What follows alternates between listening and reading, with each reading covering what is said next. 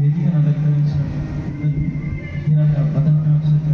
అదేవిధంగా వేదిక పైన ఆసనమైనటువంటి ఉపాధ్యాయులందరికీ మరియు విద్యార్థులకు మరొకసారి నవోదయ ఆవిర్భావ శుభాకాంక్షలు.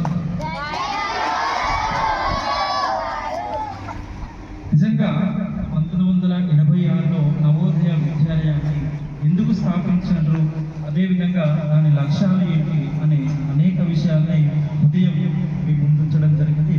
అదేవిధంగా నిజంగా అన్ని సౌకర్యాలు ఉన్నప్పటికీ కూడా వాటిని మీరు ఏ విధంగా వినియోగించగలుగుతున్నారో, ఈ దేశానికి మీరు రేపటి రోజున ఎలాంటి సేవలు అందించబోతున్నారనే విషయాన్ని మీరు ప్రతి ఒక్కరూ గుర్తుపెట్టుకోవాలి. నిజంగా మీకోసం ప్రభుత్వం ఇన్ని సౌకర్యాలు కల్పిస్తున్నప్పటికీ కూడా మీలో కొంతమంది అలసత్వాన్ని ప్రదర్శిస్తున్నారు. ఆ అలసత్వాన్ని కాస్త పక్కన పెట్టి నిజంగా రేపటి రోజున భావిభావన భౌతిక ఈ దేశాన్ని పరిపాలించేటువంటి నాయకులే కావచ్చు, లేదా ఈ దేశ అభ్యున్నతి కోసం పాటుపడేటువంటి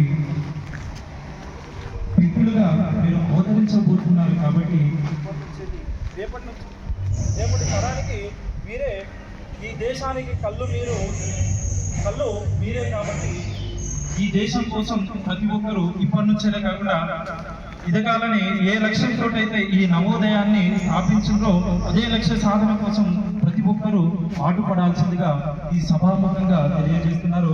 నిజంగా మీరు చదివే చదువు ఎట్లా ఉండాలంటే, చదవర చున్నా ఎదగర కన్నా చరిత్రలో నిర్మించేలా, నువ్వు చదివే చదువు చరిత్రను నిర్మిస్తుంది, నీకు చక్కని భవిష్యత్తునిస్తుంది అనే విషయాన్ని చదవాలిరా ఎన్ని ఆటంకాలొచ్చినా, చదవాలిరా ఎన్ని ఆటంకాలొచ్చినా, చదవలేకపోతే మన భవిన పెద్ద సున్నా, చదవలేకపోతే మన భవిన పెద్ద సున్నా, చదవాలిరా ఎన్ని ఆటంకాలొచ్చినా.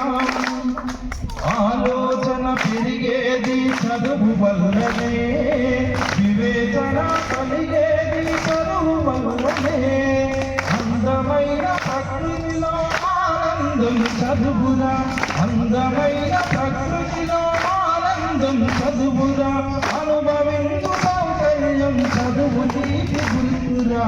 చదవాలిరా ఎన్ని ఆటంకాలొచ్చినా, చదవాలిరా ఎన్ని ఆటంకాలొచ్చినా, మానవతా మందిరంలో దేవతరా చదువు, శాంతి కోరు వైరాలిన కారన్నా చదువు, మానవతా మందిరంలో దేవతరా చదువు, శాంతి కోరు వైరాలిన కారన్నా చదువు, మాతృత్వపు అనుభూతికి మారు పేరు చదువు, మానవతా మానవతికి మారు పేరు చదువు, వసుదైక కుటుంబానికి చదువేల గురువు. చదవాలిరా ఎన్ని ఆటంకాలొచ్చినా, చదవాలిరా ఎన్ని ఆటంకాలొచ్చినా.